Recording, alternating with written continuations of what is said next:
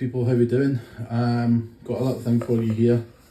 I really like the idea of the Moonswatch. If I'm being honest, it was all the media coverage of the launch of the Moonswatch, etc., that kind of got me into this, made me think about them again. And I would quite like one.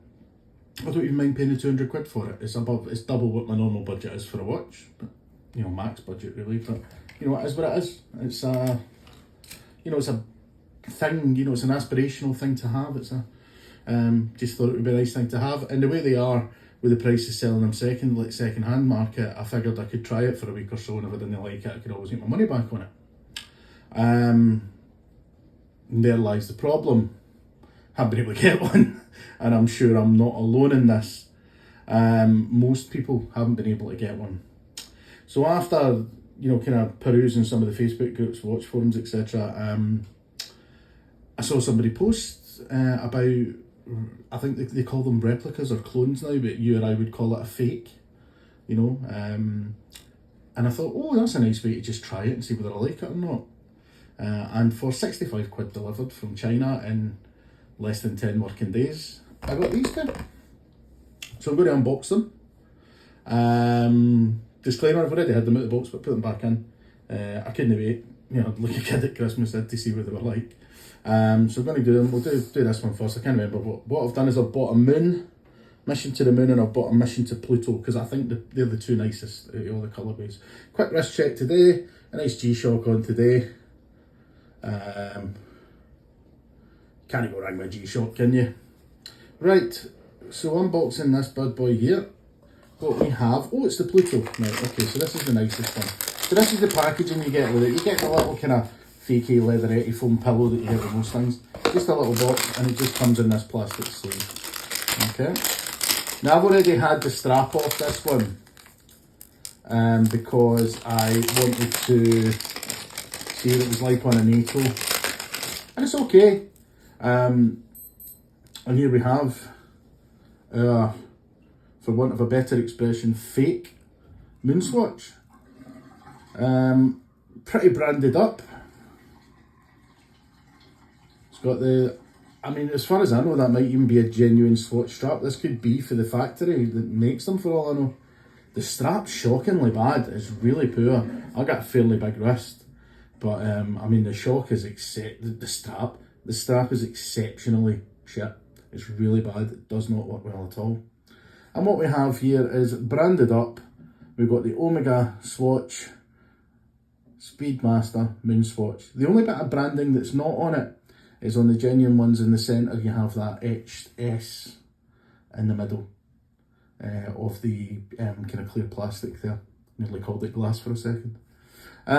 Fully functional, by the way. And this was, I think these are about 28 quid each. £29 each, something like that, by the time you put postage on them. I can't remember for the price. I can't believe that it's actually working. I mean, it weighs bugger all, but then I believe the genuine one weighs bugger all as well. We have our crown. We even have the Swatch Omega. I don't know if you can see it in the light. Nah, you can't see it there. It's actually got the Swatch Omega logo on the crown as well. It's the pull out hackable one, I believe is the term.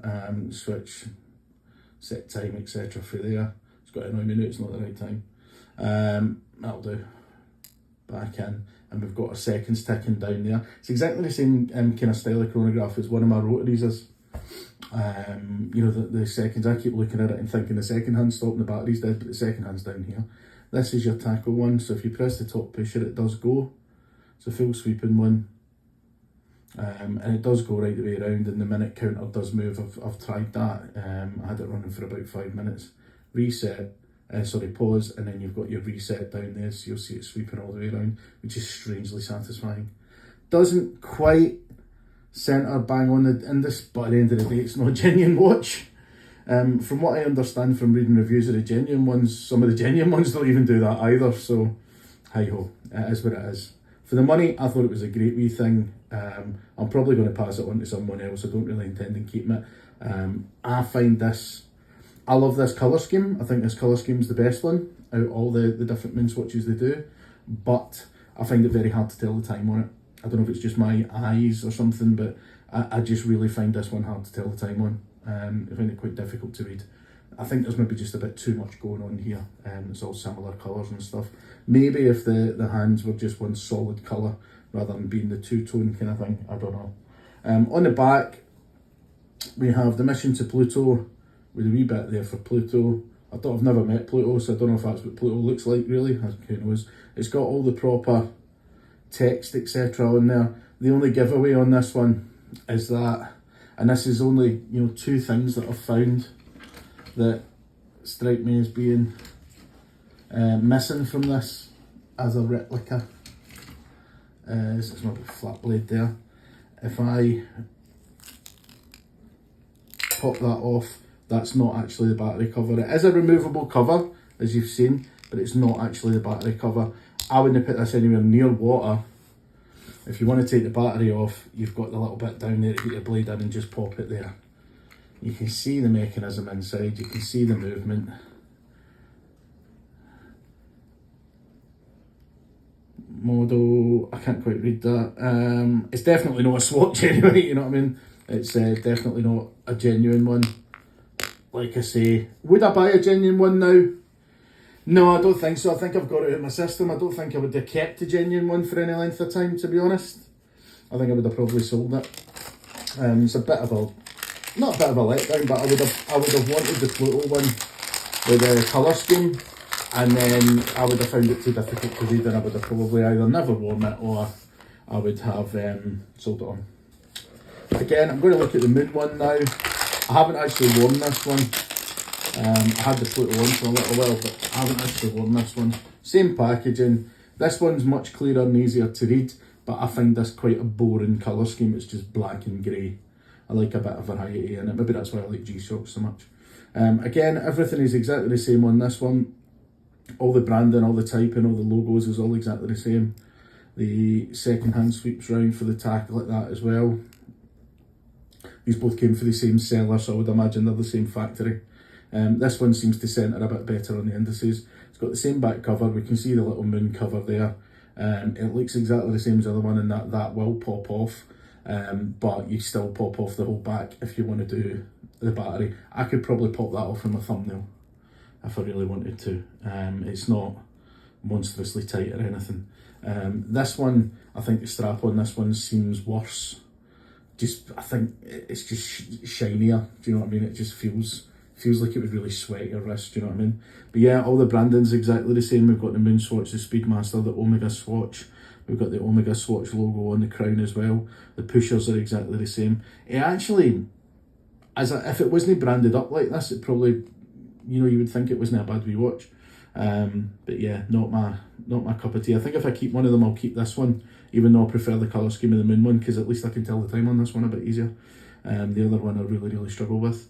It's again, it's just the colour scheme on that one. You've got all the markings around here. I believe the dot over 90 bit down here is quite important to some people. So yeah, everything's there, good to go. I'm probably going to just pass these on to somebody else now. We even have model numbers and the straps and everything. Do you know, it wouldn't surprise me if this was actually the factory that made these, but they get the glass in for somewhere else pre-etched, and they're just using the genuine casings and stuff, because that's, even with the battery cover popping off, I don't know, man. I mean, that would make sense production wise to me, because it would be cheaper just to use exact copies of stuff that you had. I know this is a problem with a lot of factories in China, is that they'll do I think it was at Linus Tech Tips on YouTube. They had a screwdriver that they'd done, and within a couple of months, one of the factories that was working out with them started selling it unbranded for a lot cheaper and a lot poorer quality. It wouldn't surprise me if they're using all the original stuff, and then it's actually just got a generic movement inside it, you know, instead of the swatch one. But who knows? Would be interesting to set a genuine one side by side with it and see what happened.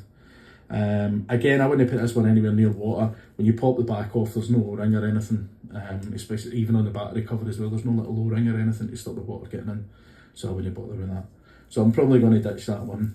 Got a nice G-Shock coming in the next few days with Bluetooth. I'm going to do a wee unboxing, a wee review of that one, and we'll start going through some of the other ones. I think I'm going to do my top 5 G-Shocks. I seem to be going down a G-Shock avenue lately. So yeah, going to do that at some point in the near future when I get a minute. But thanks for watching, thanks for putting up with the ramblings of me. If for some reason you like it, hit the subscribe button. And I'll catch you next time, guys. Bye.